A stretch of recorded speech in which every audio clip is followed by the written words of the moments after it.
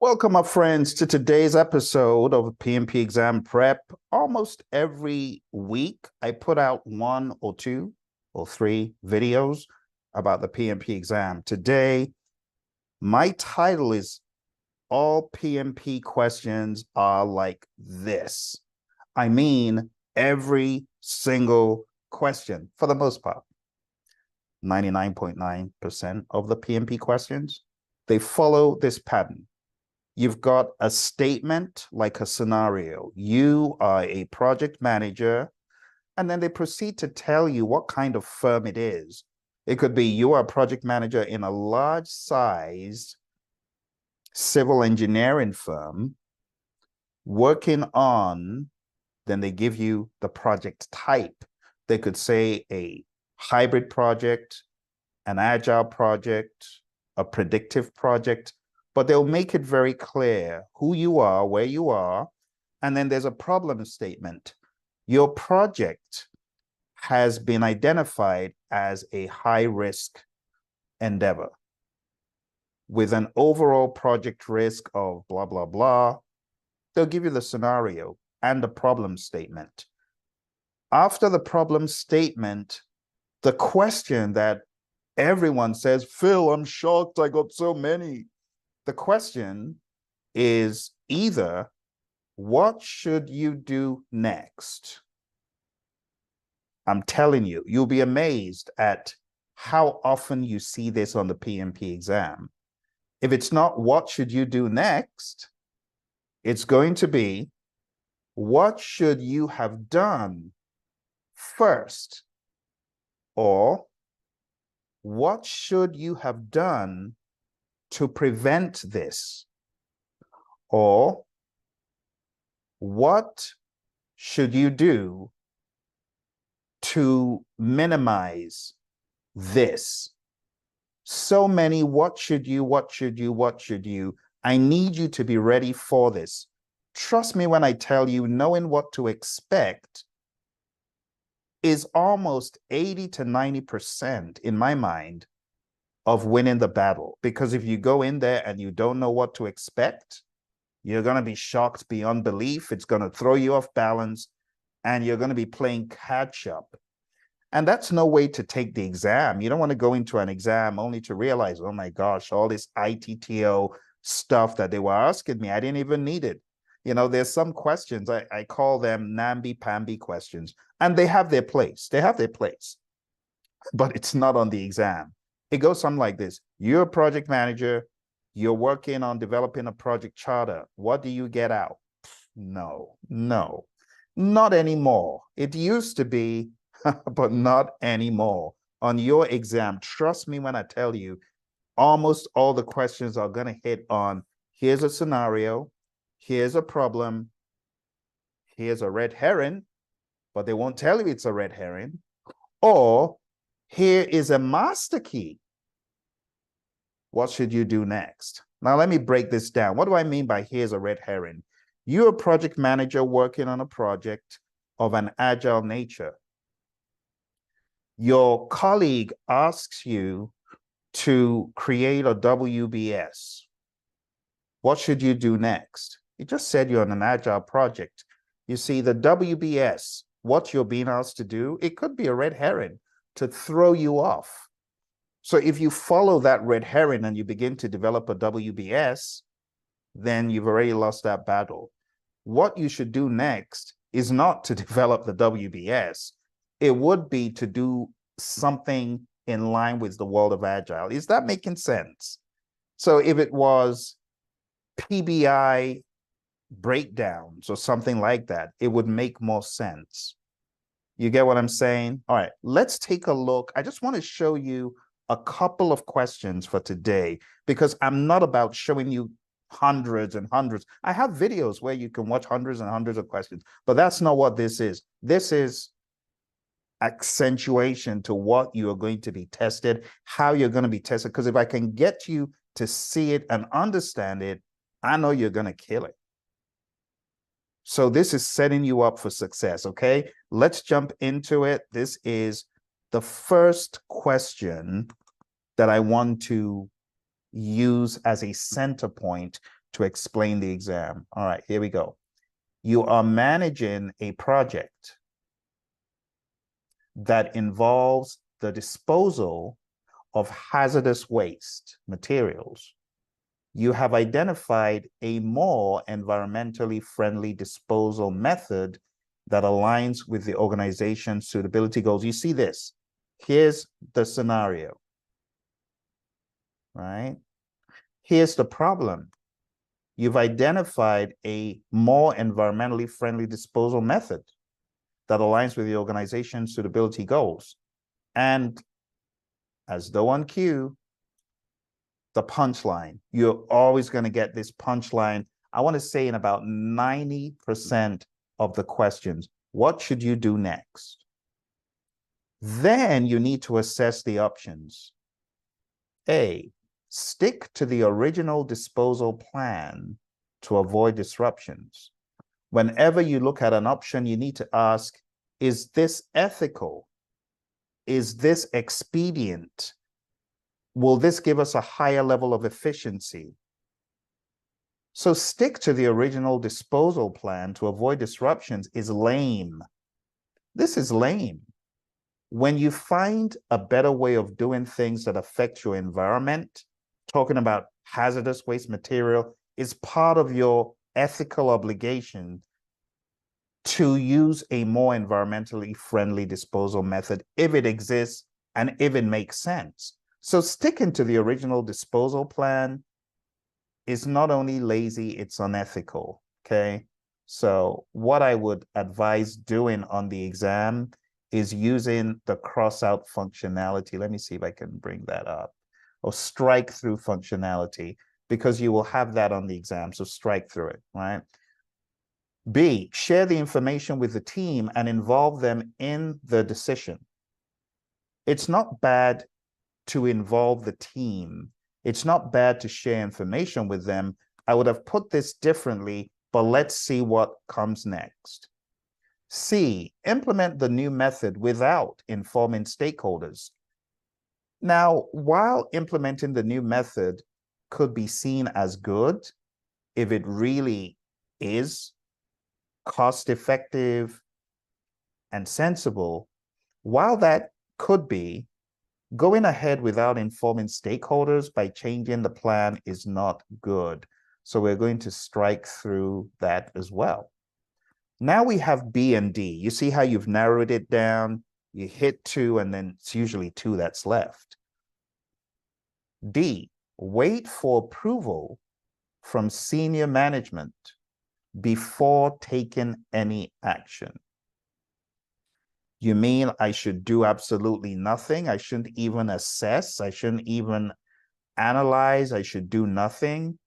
This is one of those mother may I kind of answers that doesn't fly. So right now, my disposition is to strike out option D, because option D is one of those lazy, oh, I'm the PM, but I need mommy to tell me what to do. So we're going to cancel that, okay? Again, I just want you to go through the sensibility of the process. You strike out, and then you're left with 1, and it becomes easy. So the answer to this is being a diligent and respectful steward involves sharing information with the team and involving them in decisions that impact the project, especially when it aligns with the organization's sustainability goals. All right, so that was the first question I wanted to share with you. And that is more from the stewardship mindset from the 12 principles, okay? So let's go to another question now. This time we'll go to this question. Let's read it. You are a project manager leading a project for a nonprofit organization focused on environmental conservation. So there's your scenario. Your team has discovered that one of the project's activities might have unintended negative environmental impacts. There's your problem right there. Okay, so when you look at these questions, you can even on the exam use the highlighter functionality to highlight what the problem is. Okay? You got to get used to doing it because it could take time. You don't want it to waste your time as well, though. So be careful with that. What should you do next as a responsible steward? A, pay attention to the potential impacts, documenting them in the issue log, and train the team and proceed on the activity with caution. B, document the discovery and stop the project while consulting with the company leadership and stakeholders. C, halt the activity and consult with environmental experts to assess the impacts. D, analyze the issue and escalate this to senior management and the change management team for intervention and resolution. You have so many options. Are you able to disqualify options here? Take a minute and I'll be back to find out what you choose.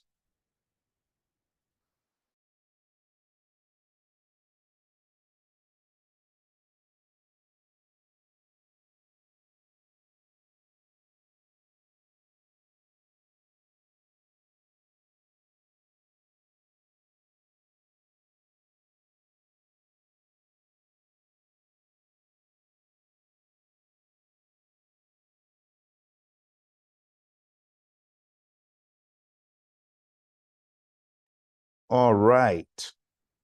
Let's go ahead and take a look at the potential options. A, pay attention to the potential impacts. And it is right to call it a potential impact because it said might. If it is a potential impact, it means it is not happening and therefore is not an issue. Because this says documenting them in the issue log. So this is not correct because it is a risk. It's not an issue. Moreover, it says train the team. That really has nothing to do with the situation at hand. And then it says, and proceed on the activity with caution. While it sounds good, it's giving you a lot of wrong information. First of all, it's not an issue, it's a risk. And secondly, proceeding on the activity with caution, but not taking action is not the best option. So we're going to cancel that. Okay? There are many things wrong with option A. Now let's jump down to option D. D says, analyze the issue. That's not a bad thing to do with the team. This doesn't say with the team though, but let's assume it does. It says, and escalate this to senior management. So think about it. You've got a problem with environmental impacts of a negative nature. What good is it escalating it to senior management? Escalating means this is beyond what I can deal with, you deal with it. Come on now, you're a project manager and you've got people working with you that are technical. Surely they should work something out. And when you go to senior management, it shouldn't be an escalation point. It should be more of, we need to make changes to the project. Let's get this approved. And it tries to throw this in here by saying, and the change management team for intervention and resolution. That doesn't sound like the best option. It sounds like another of those mother may I. So I'm going to cancel this at this point and explore the other options. Let's take a look at option B. Document the discovery. That's not a bad thing. But then he goes further to say, and stop the project. The entire project? Why would you do that? In the question, it says one of the project's activities, not the entire project, just one of the project's activities. So B, saying stop the project while consulting with company leadership and stakeholders. What are you consulting with them about? You need to do some analyses. You need to understand the cause and effect. So B is not the best option either. We're going to go ahead and cancel it. Finally, we have option C, halt that's the keyword, activity, and consult with environmental experts to assess the impacts. Your best bet is to assess the impact, to understand, because it said might have unintended negative environmental impacts. You need to understand the impact, and from there, you can go after the problem with more understanding. So, as a responsible steward, the project manager should prioritize environmental concerns and halt the activity temporarily to consult with environmental experts and assess potential impacts. I hope these questions have helped you develop an approach for answering questions on your exam. First of all, read through. Train yourself to be able to zoom into the scenario, the red herrings, the additional information. Like this question, let's go back to it. This question had a master key, and the master key was one of the project's activities. You see how subtle it is? Very subtle. If you blow past that, you could interpret it to say the project may have an intended. You see what I'm saying? So develop an approach to read the scenario, hone in on the problem, identify any master keys, identify any red herrings, make sure you mark those down and don't go after the red herrings, don't go off on a rabbit trail, and then read the final question, know what it's looking for, and use the process of elimination. A popular cheap trick is your project manager, your schedule is going off. What should you do? And the options are crash the project, fast track the project, add more money to the project. No, that's not what you do first. Those are red herrings. Even in the answers, you could have some shiny object syndrome going on where the red herrings, they're buried in the options. And if you're like, oh, I know what crashing is. Yeah, that's what we do when we need to add more resources to the project so the schedule could be quicker. It's crashing.